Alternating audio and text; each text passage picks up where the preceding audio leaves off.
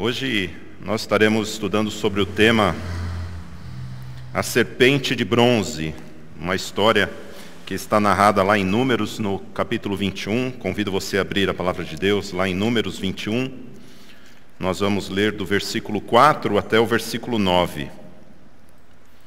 Vamos falar sobre a história da serpente de bronze. Números capítulo 21, do versículo 4 até o versículo 9. Você pode acompanhar também a leitura aí conforme está projetada. Diz assim, Números 21, 4. Então os israelitas partiram do Monte Or pelo caminho do Mar Vermelho para rodear a terra de Edom. Mas o povo se tornou impaciente no caminho e falou contra Deus e contra Moisés, dizendo: por que vocês nos tiraram do Egito para que morramos nesse deserto, onde não há pão nem água? Já estamos enjoados dessa comida ruim. Então o Senhor mandou para o meio do povo cobras venenosas que mordiam o povo, e morreram muitos do povo de Israel. Então o povo foi a Moisés e disse: nós pecamos, porque falamos contra o Senhor Deus e contra você. Ore ao Senhor, pedindo que tire de nós as cobras.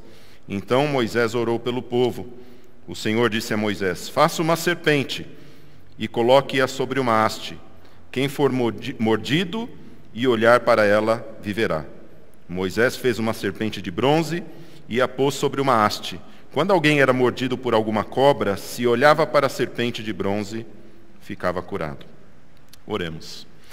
Senhor, nós te agradecemos pela tua palavra, Senhor, e te pedimos, Senhor, que pela tua misericórdia, Senhor, fale nos nossos corações nessa manhã, Deus. E que o Senhor nos ensine a sempre olhar para o teu Filho Jesus, porque somente nele nós temos a salvação e o perdão dos nossos pecados, Senhor Deus. Perdoa-nos, Senhor Deus, quando nos rebelamos contra o Senhor, mas que possamos estar sempre vivendo uma vida que te agrade, sabendo e confiando no perdão que temos em Jesus Cristo, no nome de quem nós oramos. Amém. Amém. Essa história, talvez você já tenha ouvido falar nessa história. Quantos já ouviram falar nessa história da serpente de bronze? Uma história bastante conhecida, né? Tenho certeza que talvez você na escola bíblica dominical já estudou sobre o tema. Também ela é citada também no Novo Testamento algumas vezes. A gente vai ver isso um pouco hoje também. Mas é uma história bastante conhecida, né? Então a gente percebe muitos ensinamentos, e eu queria refletir com os irmãos nessa manhã a respeito dos ensinamentos dessa história, porque o grande assunto que está aqui é justamente a rebelião do povo, né? A gente percebe que o povo de Israel, e a gente lendo a história de Israel, a gente vê que durante os 40 anos que Israel esteve no deserto, muitas vezes eles se rebelaram contra Deus, né? E durante essa peregrinação, várias vezes eles reclamam, dizendo que tem saudades da vida antiga, da sua vida lá no Egito, dos prazeres que eles tinham lá no Egito. E da mesma forma, muitos crentes hoje, muitos de nós hoje, às vezes a gente faz o mesmo. Às vezes a gente olha para trás, a gente quer olhar para trás, a gente tem saudades dos prazeres do pecado, e quantas vezes a gente acaba também se rebelando contra Deus. Então existe muita similaridade com as nossas vidas também isso. Esse tema de hoje, né, ele falou muito ao meu coração nessa semana, e eu queria compartilhar com os irmãos nisso, sobre essa história da serpente de bronze, para que a gente seja ensinado a não cair no mesmo erro, para que a gente seja ensinado a não cair no mesmo engano que o povo de Israel também caiu, né? Então a gente vai estudar algumas características, algumas lições grandes que a gente tem aí nesse texto. É um texto pequeno, né, do versículo 4 ao versículo 9, que nos ensinam várias coisas. A primeira coisa que a gente percebe, logo aí no versículo 4, eu vou ler de novo o versículo 4, né, diz assim: então os israelitas partiram do Monte Or pelo caminho do Mar Vermelho para rodear a terra de Edom, mas o povo se tornou impaciente no caminho. Diz a história que o povo de Israel, eles estavam na sua peregrinação, e no meio da peregrinação, lá no meio do deserto, lembrando que existe também uma grande analogia né, no êxodo de Israel. Né? Quando Israel estava preso no Egito, eles ficaram lá por 400 anos, foram escravizados pelo povo do Egito. Tenho certeza que você conhece a história.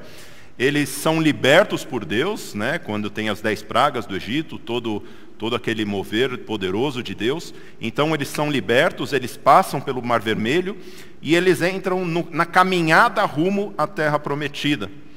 Né? Então eles saem, passam pelo Mar Vermelho, entram no deserto, ficam 40 anos no deserto até que eles entram na Terra Prometida. Isso é uma analogia com a vida cristã. Né? O Egito ele é símbolo do mundo, do pecado, da escravidão que nós tínhamos no pecado.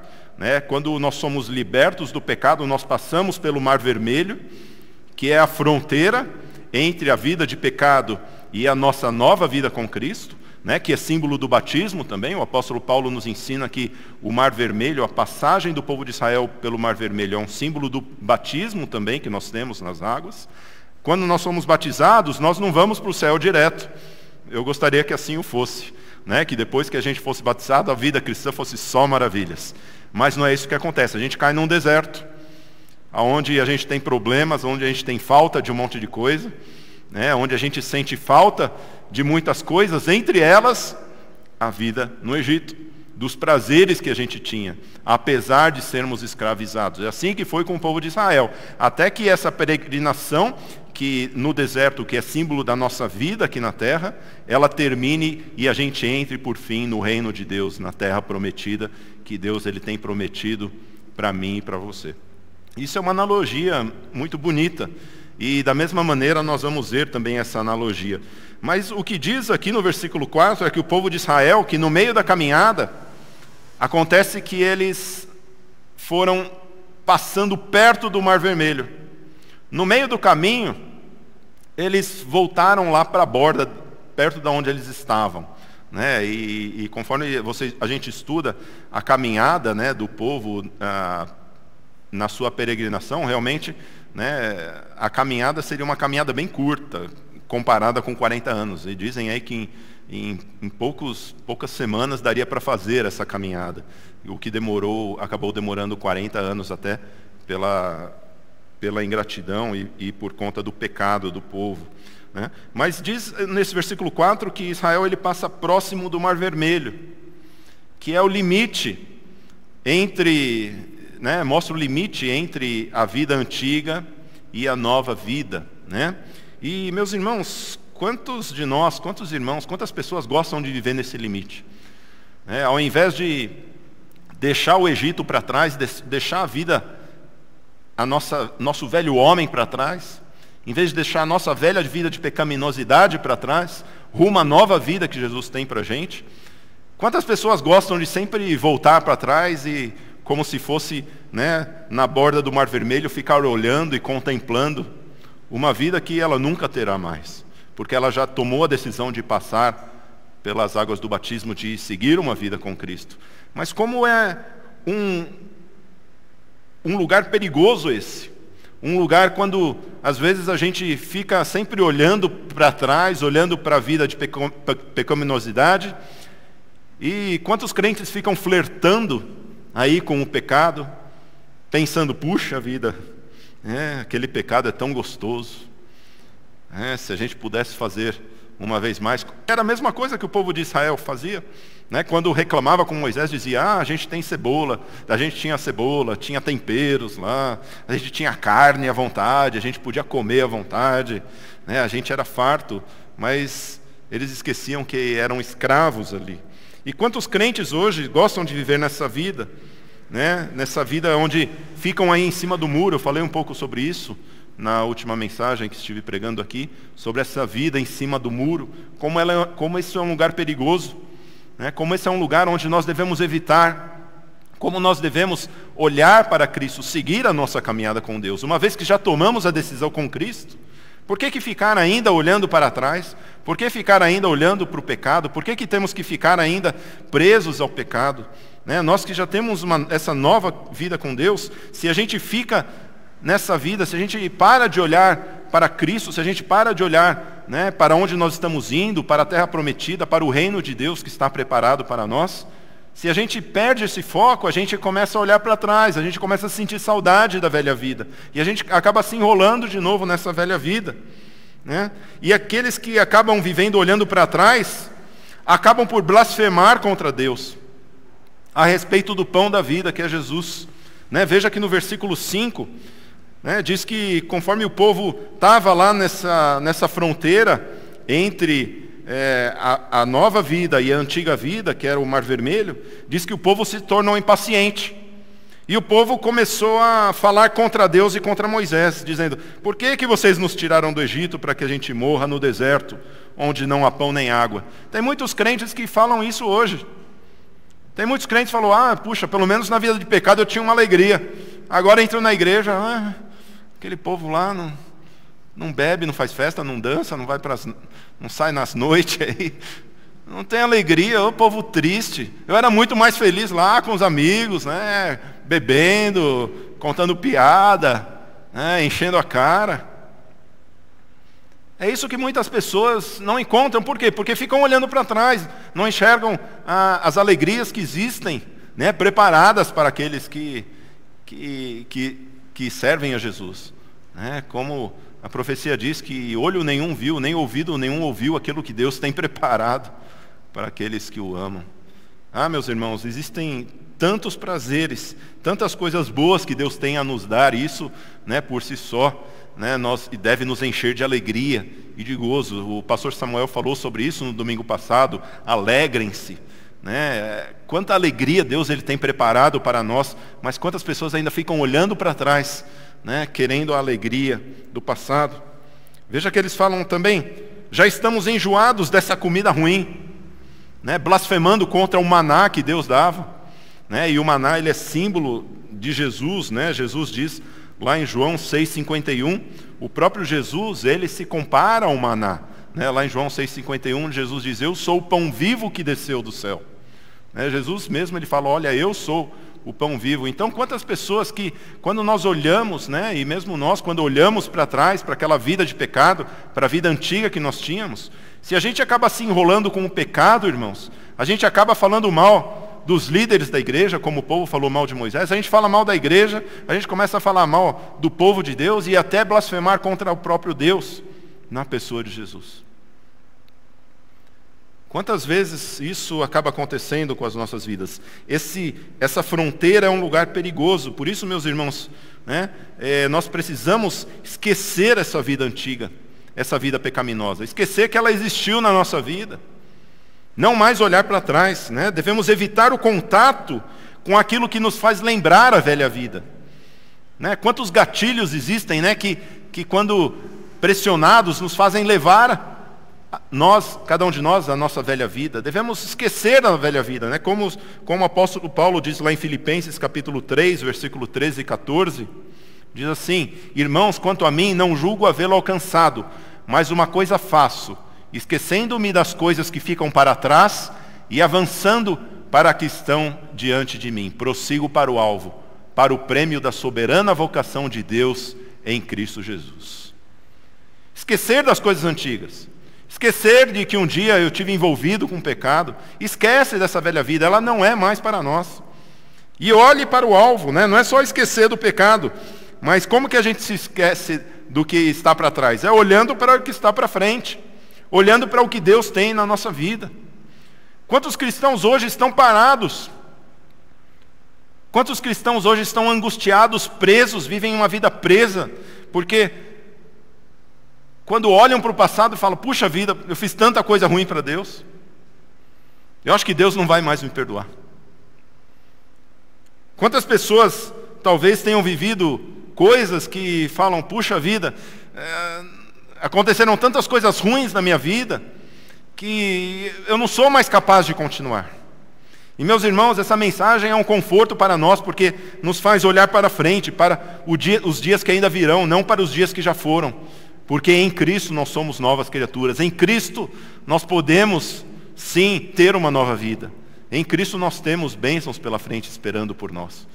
Isso nos faz querer caminhar, olhar para frente, né? Não ser um crente siri, aquele que fica andando para trás. Olhar para frente, caminhar, olhar para aquilo que Deus tem para nós. Eu não sei o que se você está passando por alguma aflição na sua vida, mas Deus Ele quer falar para você hoje. Olhe para frente, olhe para o que Deus tem para você. Deus Ele tem maravilhas para fazer na sua vida. Não estou falando aqui só em bênçãos financeiras, só em se dar bem nessa vida, não, mas em ser útil no reino de Deus, em ser uma pessoa, um homem, uma mulher usado pelo Senhor. Deus Ele tem grandes coisas a fazer através da sua vida. Talvez você fale, pastor, mas eu já fiz tanta coisa errada na minha vida, e eu acho que eu já não estou mais apto para o reino de Deus.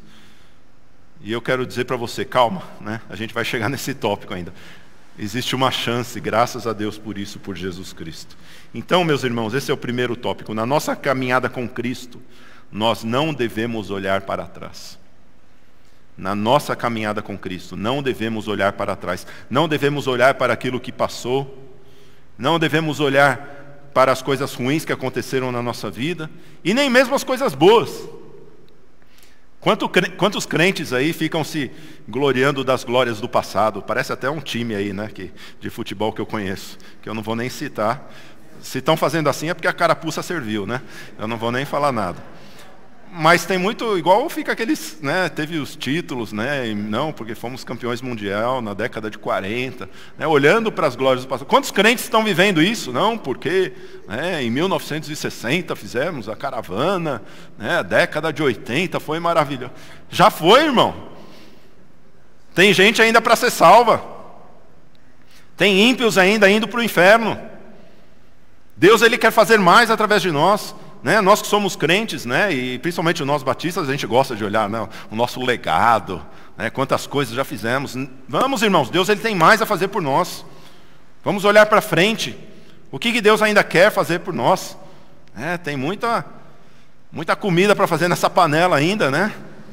Tem muita coisa ainda que Deus Ele quer fazer através de mim e de você. A gente não precisa ficar olhando para o que a gente já fez. Vamos olhar ainda o que Deus Ele quer fazer através de nós.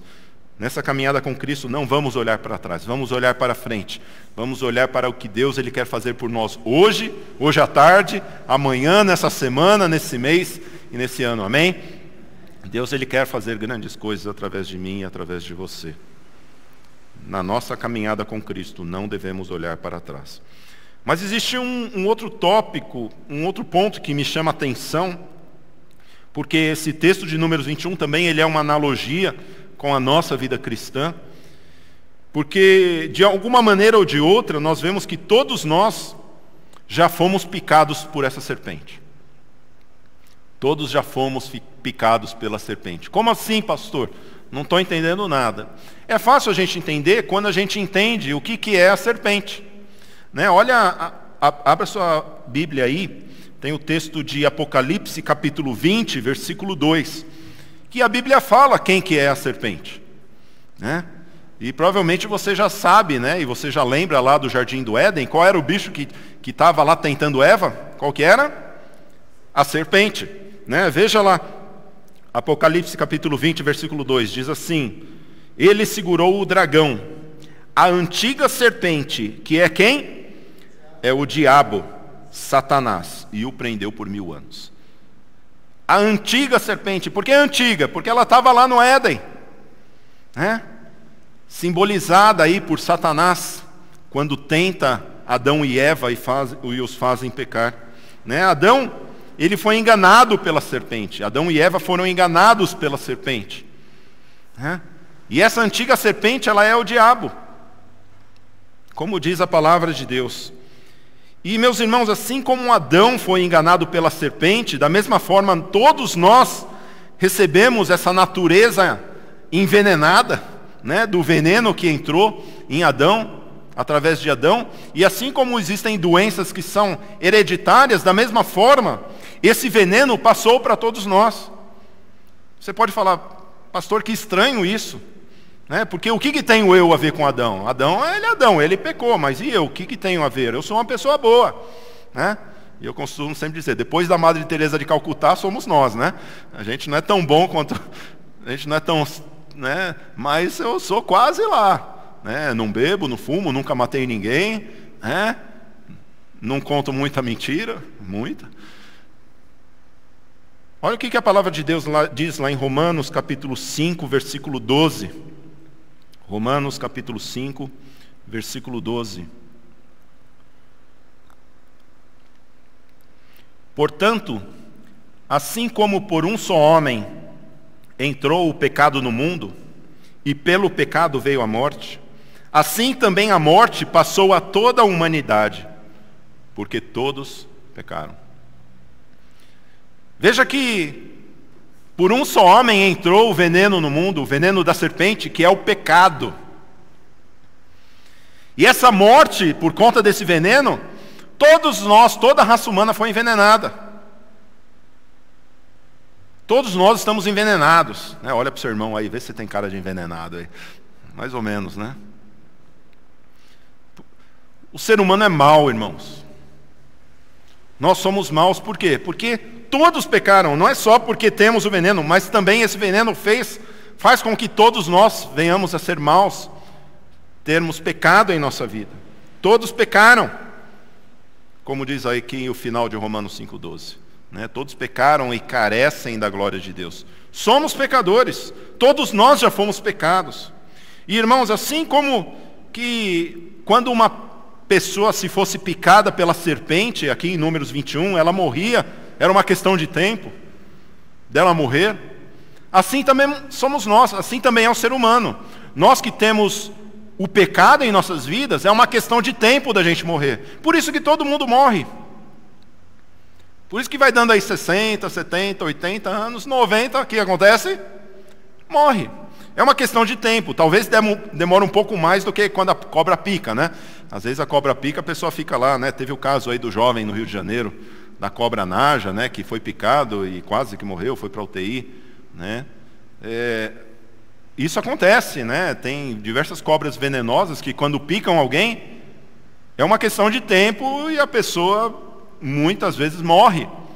Assim somos nós também, nós que fomos envenenados pelo pecado, toda a raça humana, nós vamos morrer, é uma questão de tempo. Se durante esse tempo a pessoa não toma um antídoto, um soro, o que acontece? Ela morre. E da mesma maneira, irmãos, somos nós. Da mesma maneira, nós que fomos atingidos por esse veneno que se chama pecado, através da serpente, que é o diabo, que é símbolo máximo do pecado, da personificação do pecado, se nós que fomos atingidos por esse pecado, se nós não tomarmos o antídoto a tempo, nós o quê? Morreremos. E quantas pessoas não se dão conta disso? De que nós já fomos picados, todos fomos picados, todos já fomos afetados, somos afetados por esse pecado. E se não tomarmos esse soro a tempo, se não tomarmos esse antídoto a tempo, nós iremos morrer. No caso do veneno da cobra é uma morte física, mas no caso do pecado é a morte eterna, a morte espiritual. Então, irmãos, todos nós já fomos picados pela serpente. Mas, graças a Deus que temos o antídoto, amém? E uma coisa que a gente percebe também aqui, meus irmãos, que quando o assunto é o pecado, quando o assunto são os desvios de caráter que existem em nós, que isto é o pecado, é o nosso desvio de caráter, é o nosso desvio com relação àquilo que Deus nos criou, porque Deus, Ele nos criou perfeito, à sua imagem e semelhança. Mas o pecado, ele nos deforma, ele cria desvios no nosso caráter. E tem muitas pessoas que querem consertar os seus desvios por elas mesmas. E eu imagino que foi isso que aconteceu lá no meio do povo de Israel. Lembrando que lá, dizem os teólogos, que aproximadamente existiam mais ou menos 2 milhões de pessoas lá. Agora, você acha que em 2 milhões de pessoas não tinha médico lá no meio? Não tinha curandeiro? Né? Não tinha, né, as avós, né, que falavam, aconteceu, espera aí que eu vou fazer um chazinho, né? Tá com dor de estômago, espera aí que eu vou fazer um chá de boldo, né? A minha avó né, tomava um chazinho de boldo, até em casa eu tenho um pé de boldo lá também. Às vezes a gente faz. Né? Sempre tem um curandeiro lá no meio que fala, a cobra picou, faz isso, né? Faz o chá de não sei o quê, faz a pomada de não sei o quê, né? Tem várias coisas que as pessoas... Agora a gente estava falando, né, disso, né, da medicina alternativa, né, como isso está no meio do povo, né, como isso é algo real. E eu tenho certeza que quando aquelas cobras começaram a picar o povo, eu tenho certeza que o povo tentou, foram no médico lá, foram lá, e ó, a cobra picou, e ali também, então vamos fazer remédio para todo mundo, né, toma esse remedinho, faz chá disso, pomada daquilo, e nada resolvia. E o povo começou a morrer. Não tinha remédio que curavam aquelas pessoas. E meus irmãos, provavelmente existiam esses médicos, mas todos eles eram inúteis. Todos aqueles remédios ali, todas aquelas coisas que eles deviam fazer para curar a pessoa do veneno da cobra, era inútil. Por quê? Porque aquele problema era um problema espiritual. Aquilo era um pecado que estava no meio do povo. E meus irmãos, da mesma maneira, há problemas no ser humano, há problema em nós, que não tem médico que tem poder de consertar. Não tem mentor que tem capacidade de consertar. Não tem coach, né? Hoje a palavra é coach, né? Não tem coach que consegue consertar. Tem problemas, meus irmãos, que somente Deus pode consertar. E o problema do pecado no ser humano, somente Deus pode consertar. A gente não consegue. Por mais que a gente tente, né?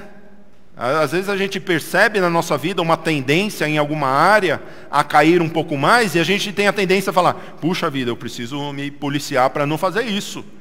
Né?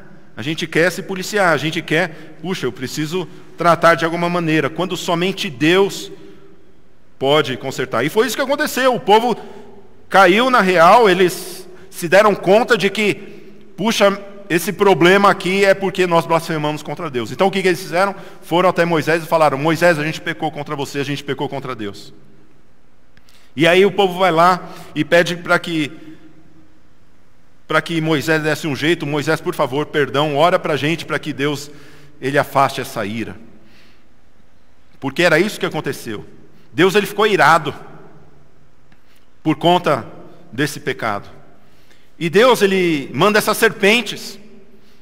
Agora, eu pergunto para vocês, aquelas serpentes já estavam lá ou não? As serpentes já deviam estar por lá, né? O que Deus fez, ele tirou a mão dele, falou, ó, vocês são bons aí, então fica com essas cobras aí. E é isso que acontece às vezes, meus irmãos, as serpentes já estão ao nosso redor, mas Deus, ele está protegendo. E graças a Deus pela misericórdia dele, mas quantas pessoas não se dão conta que o pecado traz a ira de Deus sobre nós? Quantas pessoas acham, Deus é um Deus bonzinho, Deus do Antigo Testamento era um Deus mau, mas Jesus é um Deus bonzinho, não vai mandar ninguém para o inferno. Não, Deus já é um Deus irado contra o pecado. Né? João 3,36 fala, né? Vamos abrir a palavra de Deus lá, nem está aqui, né, no texto aqui, mas em João capítulo 3... fala sobre isso, sobre qual é o sentimento de Deus contra aqueles que não querem o perdão de Deus em Jesus Cristo. Isso é muito claro. João capítulo 3, versículo 36. Por isso, quem crê no Filho tem a vida eterna. Mas quem se mantém rebelde contra o Filho não verá a vida, mas sobre ele permanece a ira de Deus. Veja que Deus não vai ficar bravo, não, Deus já está bravo, Deus já está irado por conta do pecado. E meus irmãos, Deus, ele manda essas cobras venenosas no meio do povo, e aí Deus, o povo pede perdão a Deus, pede perdão a Moisés, e aí Deus, ele fala assim para Moisés, olha, Deus fala para Moisés, olha, você faz uma cobra, pega o bronze, faz uma cobra, levanta numa haste, e aí todo mundo que olhar para a serpente de bronze, todo mundo que for picado e olhar para a serpente de bronze, vai ficar curado. Que coisa mais estranha, né? Que coisa mais estranha. Primeiro assim, porque é uma cobra, né? A gente vai ver um pouquinho depois. Por que de bronze? Principalmente porque o próprio Jesus, né, depois a gente vai ver lá em João capítulo 3, ele se compara, ele fala assim como Moisés levantou a serpente de bronze no deserto, assim também importa que o Filho do Homem seja levantado, para que todo aquele que nele crê tenha a vida eterna. Por que que Deus ele pede para Moisés fazer uma serpente de bronze? E que coisa mais estranha, eu fui picado e eu só tenho que olhar? É isso? Não tem nenhuma pomadinha para passar? Não tem nenhuma aguinha que o sacerdote vai jogar em cima de mim? Não tem nenhuma oração forte que ele vai fazer, impor a mão, pelo menos tocar um olhinho na testa, alguma coisa? É só olhar, Moisés? É, só olhar. Que coisa mais estranha. Primeira coisa que me chama a atenção é por que a serpente? Por que ele não pede para fazer um cordeiro, né? Colocar ali. Por que a serpente, que é o símbolo do mal, o símbolo máximo do mal, que é a serpente, por que Deus está colocando e por que de bronze? Tem coisas que a gente vai entender. A serpente, segura um pouco, vou falar da serpente um pouco depois, porque a serpente ela é símbolo do mal. Por que Jesus ele se comparou aí no caso com uma serpente? A gente vai ver um pouquinho daqui a pouco. Mas por que de bronze? Por que uma serpente de bronze? A serpente que é símbolo do mal. E por que o bronze? Meus irmãos, o bronze, ele é um material que era usado para fazer espelho.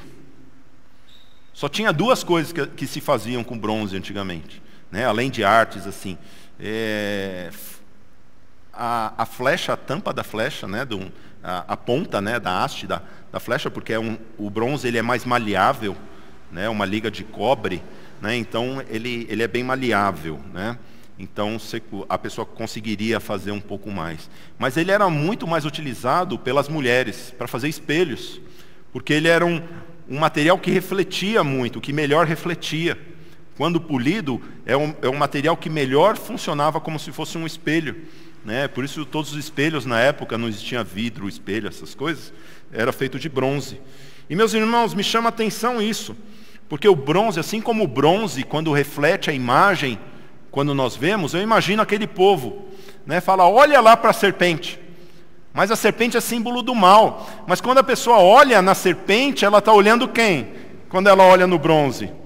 Aquele bronze, ele reflete, ele olha... A gente, se você olhasse para o bronze, né, não sei quantos já viram, né, um cartãozinho que você recebe, né, e fala assim, abre aqui, porque aqui tem a pessoa mais feia do mundo. Aí quando você abre, tem um espelho lá, você já viu? Né? Aquele cartãozinho que o pessoal manda para fazer, né, brincadeira com as pessoas, né? Aí você abre, aí tem um espelho, né? Aí você vê a pessoa mais feia, é você mesmo. É a mesma coisa, né? Deus ele estava falando, olha, eu vou colocar o mal aqui, que é o símbolo da serpente, e quando vocês olharem, o que vocês vão olhar? Quem que vocês vão ver na serpente? Vocês mesmos. O mal está em vocês, o mal está em nós. O mal não é Deus que é mal, que foi ruim com você. A gente não passa problemas nessa vida e às vezes a gente tem a reclamar com Deus. Deus é mal. Esse pão aqui Deus deu é ruim. Essa vida que eu tenho é ruim. Essa casa que meu Deus deu é ruim. Essa família que eu nasci é ruim. A gente tem a tendência a falar, reclamar de Deus, reclamar das coisas. Quando aonde está o mal? Está em nós. Somos nós que somos maus. Deus é bom.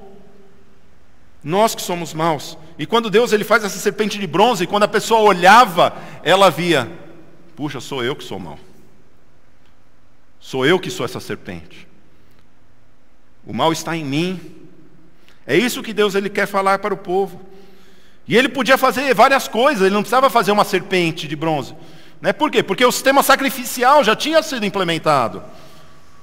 Moisés já tinha ensinado para o povo, olha, quando pecar, o que faz? Vai lá, pega um cordeiro, né? Tem que ser macho, sem defeito, aquela coisa toda, vai lá, leva para o sacerdote, impõe a mão, degola, separa a gordura, aquela coisa toda, já tinha passado em Levítico, lembra? A gente já está em Números, Gênesis, Êxodo, Levítico, Números, a gente já está aí no quarto livro da Bíblia.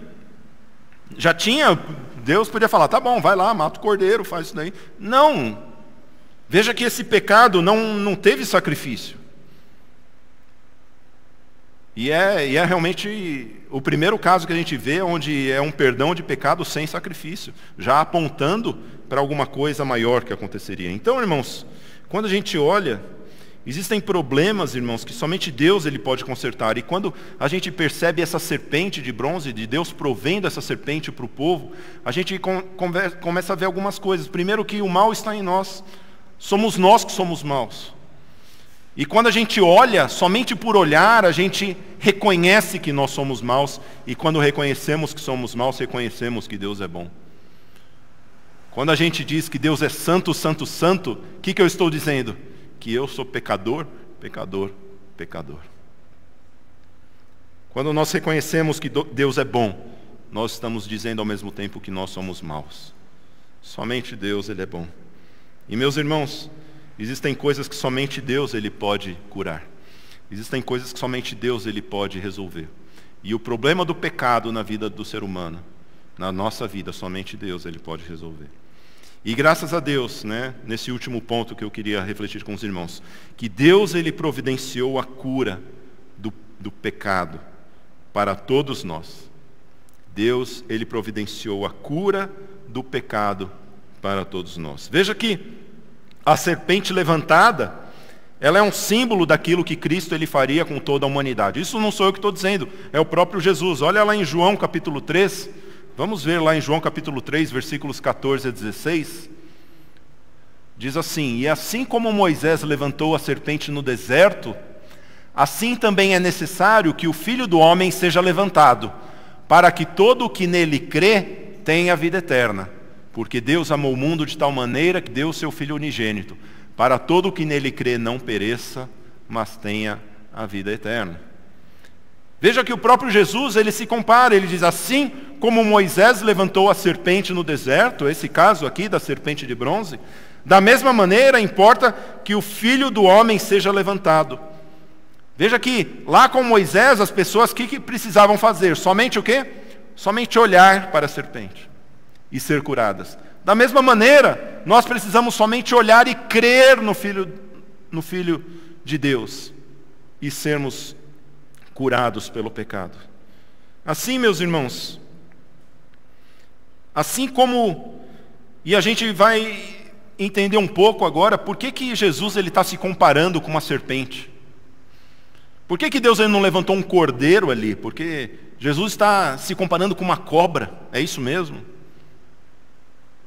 Porque normalmente a gente sabe, e a própria palavra de Deus diz que Jesus ele é o cordeiro, ele não é a serpente.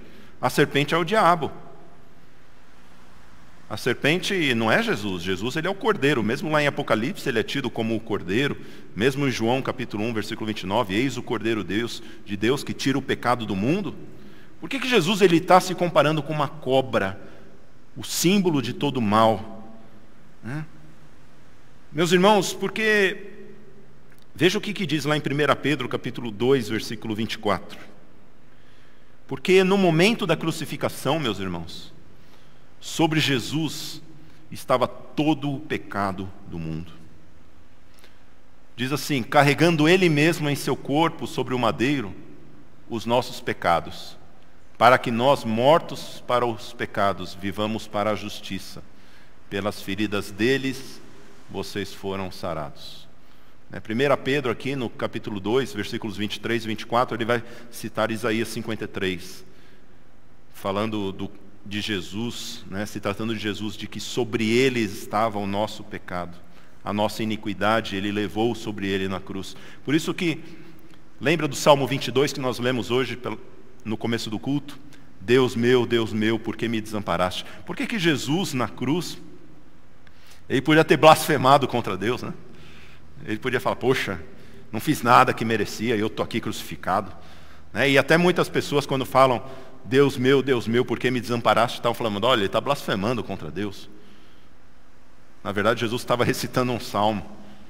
Quantos de nós, quando estamos sofrendo, estamos cantando um salmo, né? A gente está blasfemando contra Deus. Jesus ele estava recitando um salmo: Deus meu, por que me desamparaste? Nem na crucificação Jesus blasfema contra Deus. Ele recita um salmo. Mas é um salmo onde fala: por que Deus ele desampara Jesus quando Jesus estava na cruz? Por que Deus ele não olha para Jesus quando Jesus estava na cruz? Porque nele estava todo o nosso pecado.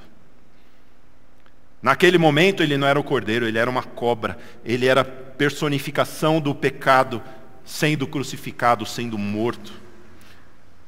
Não a personificação do pecado para ser algo ruim, pelo contrário, para que nele fosse perdoados todos os pecados, porque nele foram lançados todos os nossos pecados. Por isso que Jesus, ele se compara com essa cobra, com essa serpente, porque aquele que não tinha pecado, ele se fez pecado por nós.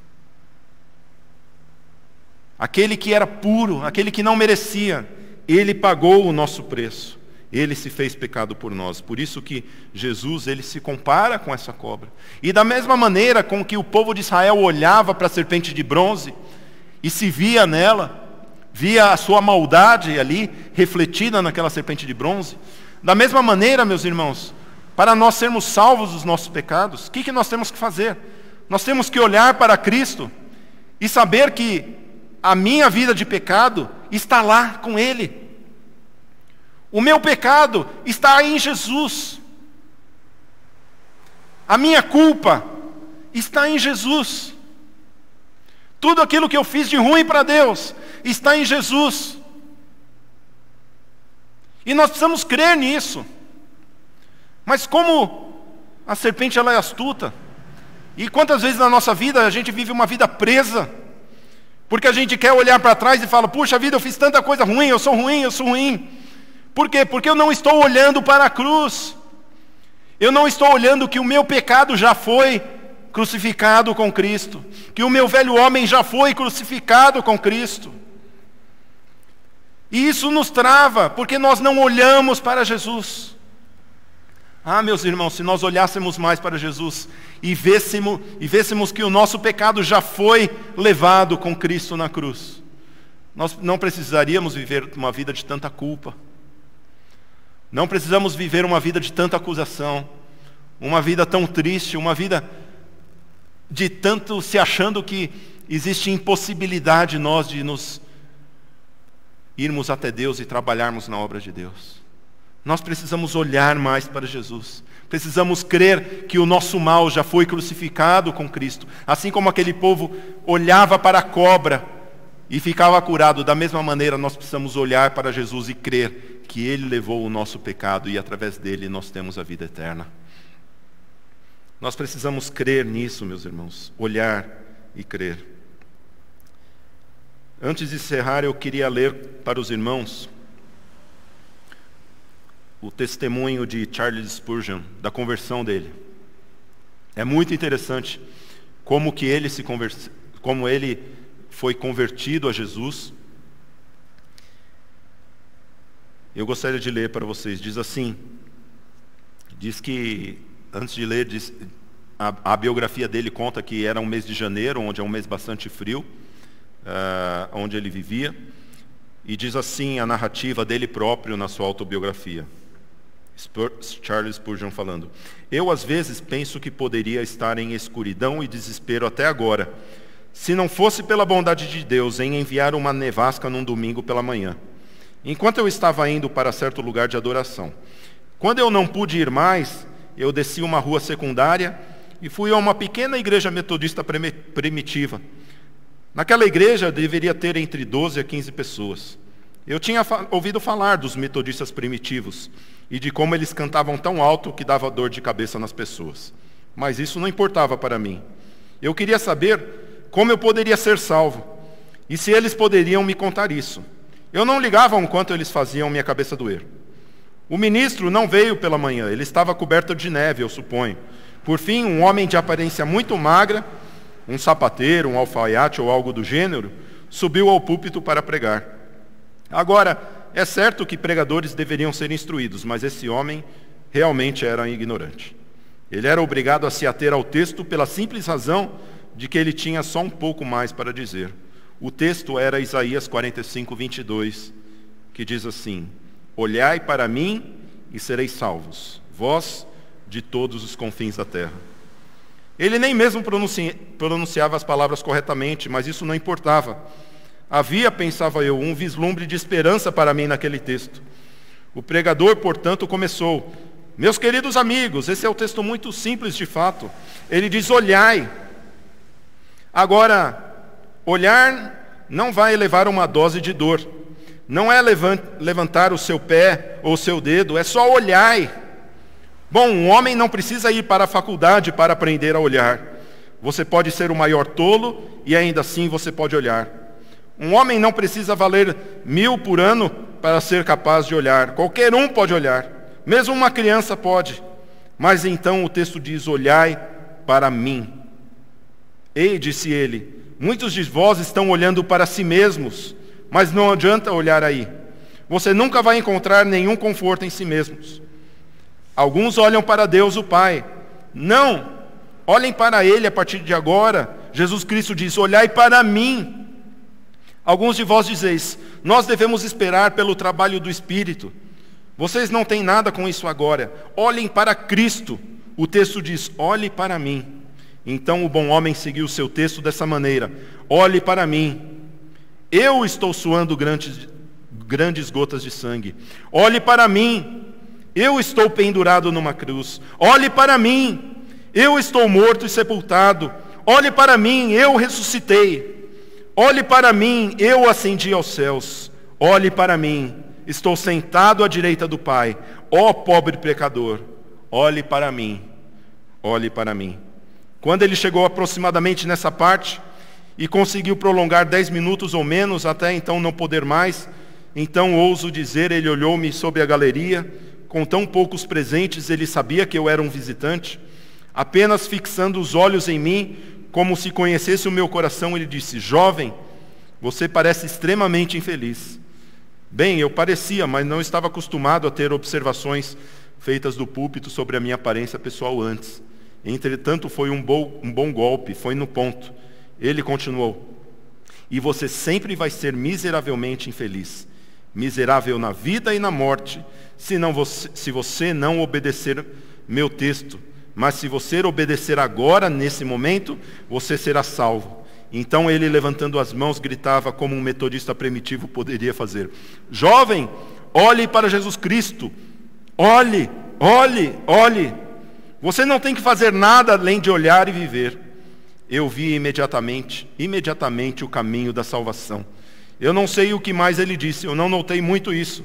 Eu estava cheio com apenas um pensamento, assim como a serpente de bronze foi levantada, e as pessoas somente olhavam e eram curadas. Assim era comigo. Eu tinha esperado fazer 50 coisas, mas quando eu ouvi a palavra olhai, que fascinante palavra parecia para mim. Eu olhei até quase não poder olhar mais. Ali então as nuvens se foram e a escuridão tinha desaparecido. Naquele momento eu vi o sol, e eu poderia ter levantado naquele instante e cantado com o mais entusiástico deles do precioso sangue de Cristo e a simples fé que olha daquele que olha somente para Ele. Que alguém tivesse me dito isso antes. Confie em Cristo e você será salvo. Olhe para Cristo. Olhe para Cristo. Eu não sei, meus irmãos, quantos de vocês talvez esteja vivendo uma vida cristã já há muito tempo, ou já desgastado com esse deserto que é a nossa vida, que ele não é fácil. E quantas vezes a gente já fica desgastado com a vida, a gente fica cansado. E às vezes a gente acaba deixando de olhar para o nosso rumo, como o próprio apóstolo Paulo falou nesse texto que nós lemos, deixando as coisas que para trás ficam, olhando para o alvo que é quem? Jesus Cristo. Olhemos para Jesus. Meus irmãos, Cristo não é somente a cura para aqueles que querem sair da iniquidade. Ele também é a cura contínua para aqueles que estão na caminhada, no deserto. Às vezes a gente acha que esse negócio da cruz de Jesus é somente uma palavra para aqueles que nunca receberam Jesus, né? Tanto que às vezes começa uma palavra mais evangelística, a gente, já conheço, já passei por essa fase, né? Como se dizendo, essa fase eu já passei. E quantas vezes no meio do caminho a gente se esquece de olhar para Jesus e continuar olhando para Jesus. Por quê? Porque o mal continua dentro de nós. Precisamos continuar olhando e jogando sobre Cristo o nosso mal a cada dia, crucificando com Ele a cada dia o nosso velho homem. Somente em Cristo nós temos a salvação. Não se baseie em esforço humano. Basta olhar para Jesus e crer que todos os nossos pecados foram colocados em Jesus Cristo. Que nós possamos, irmãos, prosseguir em paz na nossa caminhada cristã. É uma caminhada longa. E eu, pelo menos, eu acho que tenho algum tempo pela frente aí, assim espero que possa caminhar com os irmãos por alguns anos ainda. Mas é um tempo difícil. É um tempo que muitas vezes temos vontade de olhar para trás. Mas que nós possamos seguir em paz, sabendo que Jesus está conosco. Ele vai à frente, Ele está à nossa frente. Que possamos olhar para Ele sempre, sabendo que nele nós temos o perdão e a cura para os nossos pecados. Amém? Vamos colocar em pé, vamos orar.